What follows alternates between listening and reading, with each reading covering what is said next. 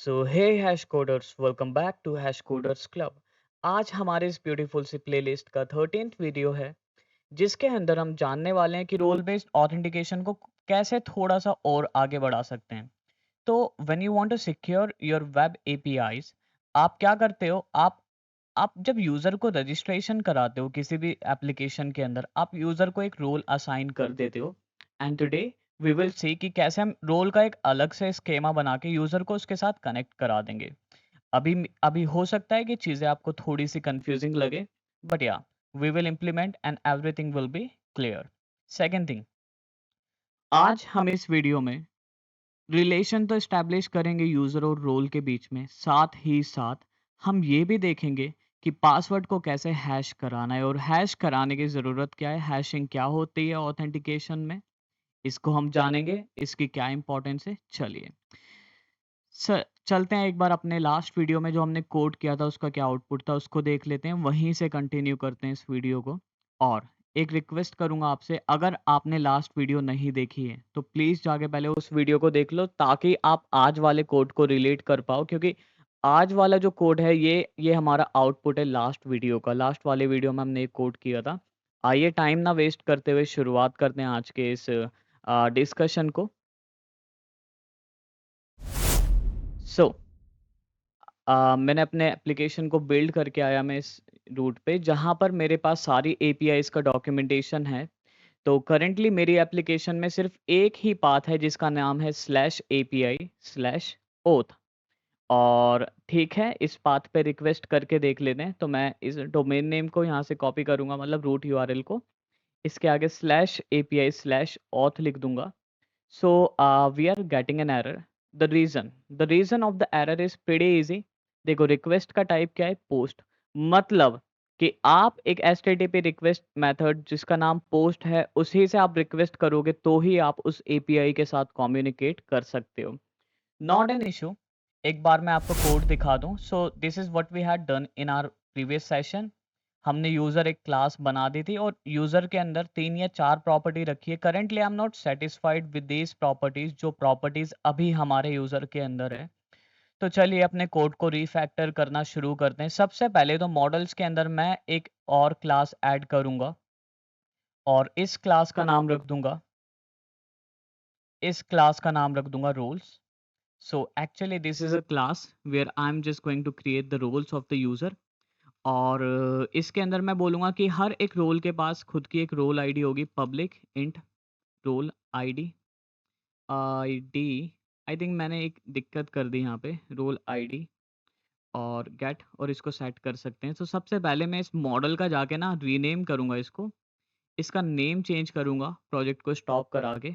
Roles नहीं करना मुझे इसको रोल्स रॉयस नहीं बनाना, इसको बस मैं रोल कह देता हूँ कि भैया ये रोल है। Roles wait rename it.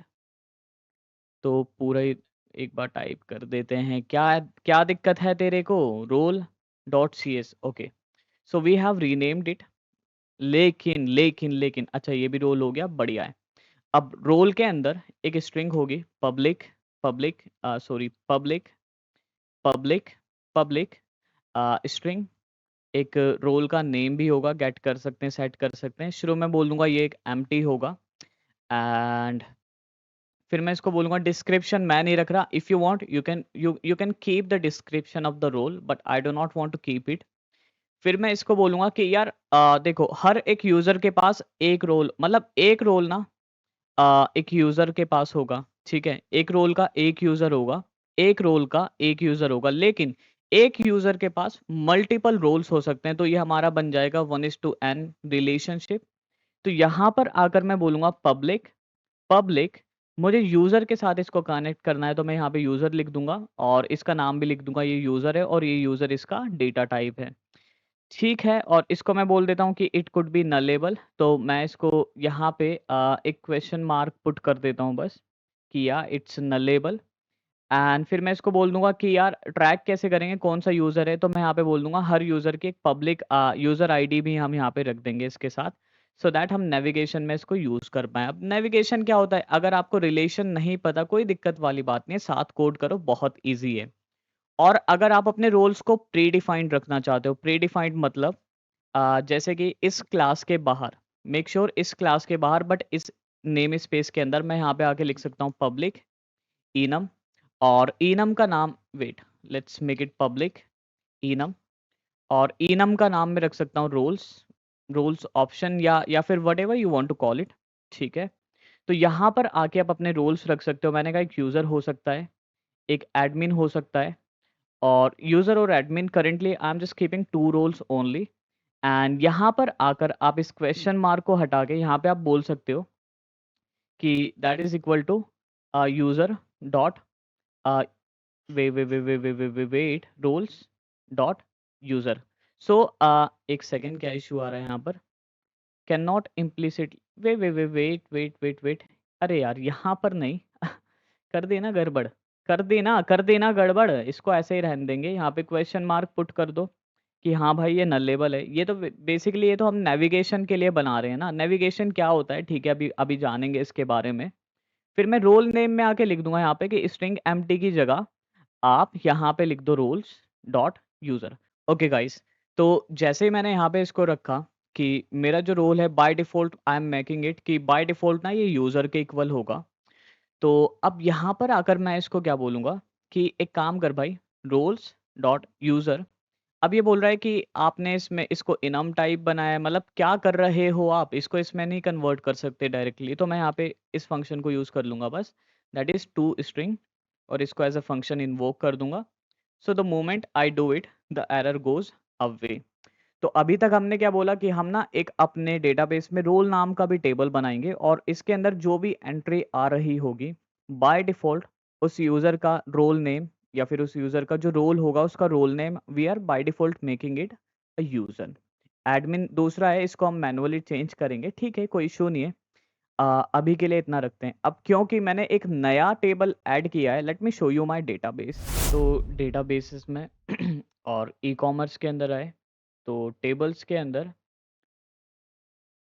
हमें देखने को मिले ये कौन-सा टेबल आ रहा है? शायद ये हमारा डेटाबेस नहीं है। एक बार ऐप सेटिंग्स डॉट जेसॉन में जाके देखते हैं। ओके, हमारे डेटाबेस का नाम है रोल बेस्ड ऑथ ऐप। सो ये रहा हमारा डेटाबेस, और इसके अंदर टेबल्स देखते हैं कितनी टेबल है। तो इसके अंदर हमारे पास एक टेबल है यूज़र नाम की, जिसको मैं अभी जाके यहाँ से डिलीट कर रहा हूँ। Let's select it and delete it. It's executing. ठीक है, ओके, तो टेबल डिलीट हो चुकी है यहाँ से, बहुत बढ़िया। अब मैं जाऊँगा अपने कोड एडिटर के अंदर, और यहाँ पे आके ये बोलूँगा कि एक्चुअली मैंने रोल के अंदर तो यूज़र को कनेक्ट कर दिया, बट एक यूज़र के पास मल्टीपल रोल्स हो सकते हैं। तो नेविगेशन के लिए यहाँ पर आकर लिखूँगा कि आई कलेक्शन, मेक श्योर जब आप n:1 का जब आप रिलेशन बनाते हो तो आप ऐसा कुछ लिखोगे कि आई कलेक्शन यूज़र टाइप का, यूज़र मतलब आई कलेक्शन ऑफ रोल टाइप का, ठीक है।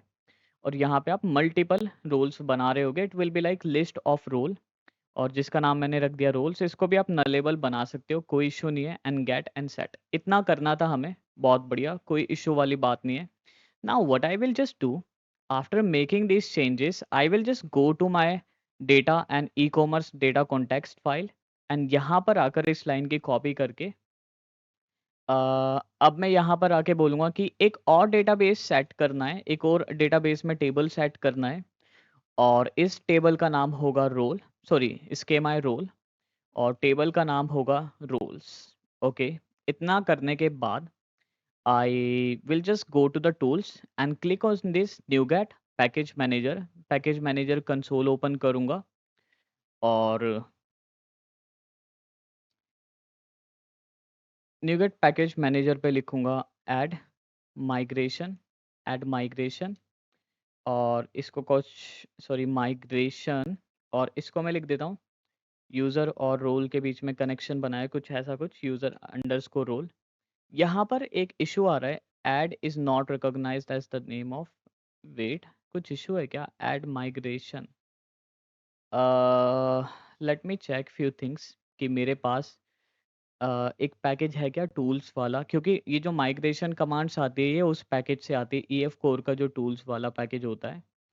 सो लेट मी सी, मेरे पास कोर है, SQL सर्वर है, टूल्स भी है, बट फिर भी मेरे पास ये कमांड नहीं है। I don't know what's the reason. Let me just try this again. एक बार इसको क्लोज करता हूँ, टूल्स पैकेज मैनेजर्स पे जाता हूँ, पैकेज मैनेजर कंसोल पर, और यहाँ पर लिखूंगा मैं ऐड माइग्रेशन। आई थिंक मुझे ऐसे कर, okay okay I got it.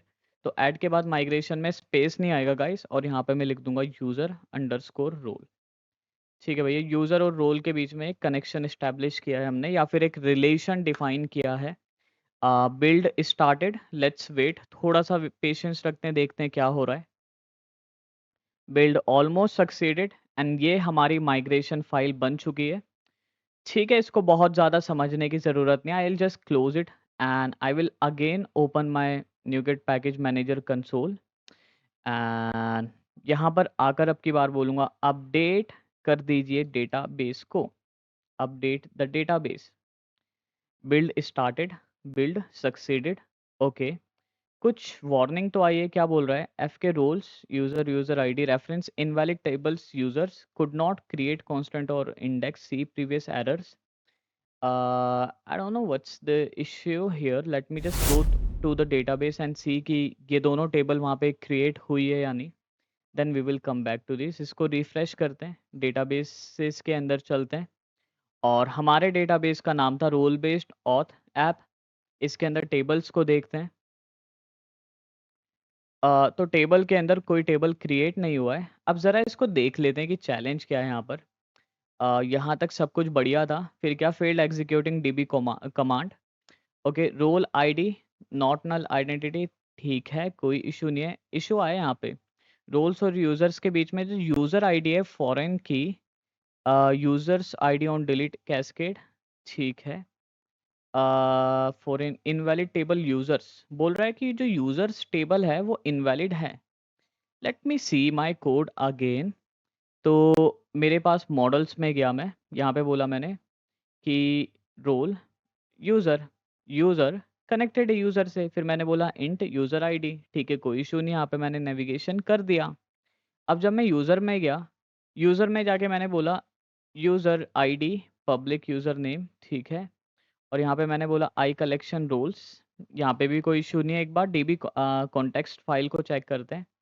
तो यहाँ पे मैंने बोला एक पब्लिक डीबी सेट करना है यूज़र नाम का, जिसमें यूज़र्स हो। एक डीबी सेट करना है रोल स्कीमा का, इसका नाम रख देंगे रोल्स। तो ये तो हमने कर दिया काम। I don't know what's the issue here. तो एक बार मैं एक काम करूँगा, जो मेरा माइग्रेशन नाम का फ़ोल्डर है ना, इस पूरे माइग्रेशन नाम के फ़ोल्डर को यहाँ से डिलीट कर दूँगा, ठीक है? अब मेरे पास कोई माइग्रेशन नहीं है, मैं जाऊँगा अपने न्यूगेट पैकेज मैनेजर कंसोल में। मे बी जो मुझे समझ आ रहा है, may be one reason could be कि हमारे पास ना पहले एक टेबल थी यूज़र्स नाम की, तो ये शायद ये देख रहा है कि वो जो टेबल थी वो तो अब है ही नहीं, है ना? माइग्रेशन में आपने बोल रखा है टेबल है, बट जब हम जाके चेक कर रहे हैं टेबल मिली नहीं। So that could be one reason. अब दोबारा देखते हैं ऐड माइग्रेशन, और इसको मैं बोल देता हूँ दोबारा यूज़र अंडरस्कोर रोल के बीच में कुछ कुछ रिलेशन कर रहे हैं हम इस्टेब्लिश। तो माइग्रेशन ओके, देन मैंने बोला अपडेट कर दो डेटाबेस को, मतलब जो भी चेंज माइग्रेशन फाइल में आपने किए हैं उन सबको जाके अपडेट कर दो डेटाबेस के अंदर। This time it is succeeding and hopefully everything is done. कोई एरर तो नहीं दिखा रहा, बढ़िया, सब कुछ चंगा सी।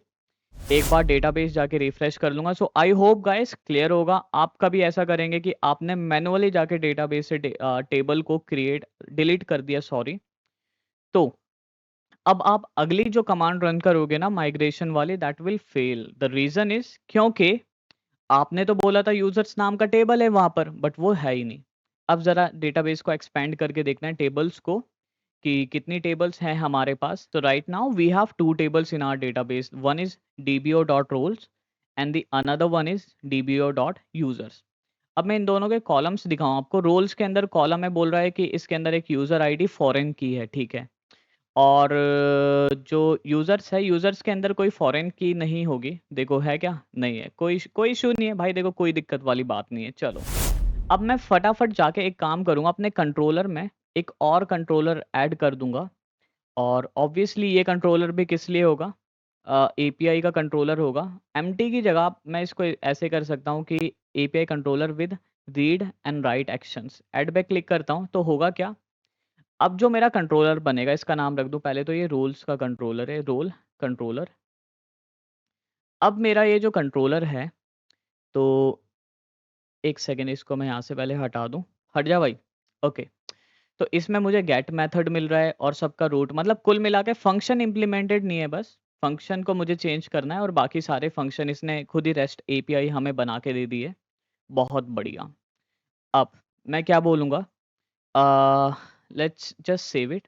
अच्छा, एक काम करते हैं, आज की इस वीडियो में हमने देखा रिलेशन कैसे बनाते हैं यूज़र और रोल्स के बीच में। अब इस वीडियो को यहाँ पर ही एंड करते हैं। वीडियो थोड़ा सा छोटा ज़रूर है, इसको यहाँ पे एंड कर देते हैं। और कल हम इस वीडियो में या फिर कल एक वीडियो में देखेंगे कि कैसे क्रड इम्प्लीमेंट करेंगे यूज़र्स के लिए एंड रोल्स के लिए। गाइस, वीडियो अच्छा लगा हो तो थैंक यू सो मच। आप अपना लाइक व्यू बताना इस वीडियो के बारे में कि क्या अच्छा था इस वीडियो में, या फिर इसको कैसे इम्प्रूव कर सकते हैं। लाइक कमेंट आप कर सकते हो। और सैटरडे को हम एक प्रोजेक्ट डाल रहे हैं। सैटरडे को मेक श्योर, सैटरडे को हम एक प्रोजेक्ट अपलोड कर रहे हैं चैनल पे, जिसमें रिएक्ट, ASP.NET कोर और ओलामा को यूज़ करके हमने AI रिज्यूमे बिल्डर बनाया है। पूरा नहीं बनाया क्योंकि अभी हमने JWT ऑथेंटिकेशन एंड ऑथोराइजेशन नहीं देखा है, तो पूरा कंप्लीट अभी नहीं किया है। अभी बस हमने ये किया है कि आप वहाँ पे ना अपने रिज्यूमे को अपलोड कर सकते हो और जिस जॉब के लिए अप्लाई करना है आपको, उसका जॉब डिस्क्रिप्शन वहाँ पे पुट कर सकते हो। और एनालाइज बटन है, उस एनालाइज बटन पर क्लिक करके आप ये देख सकते हो कौन सी चीज़ें ऐसी हैं आपके रिज्यूमे में जिनको आपको अपडेट करना है या फिर रिमूव करना है।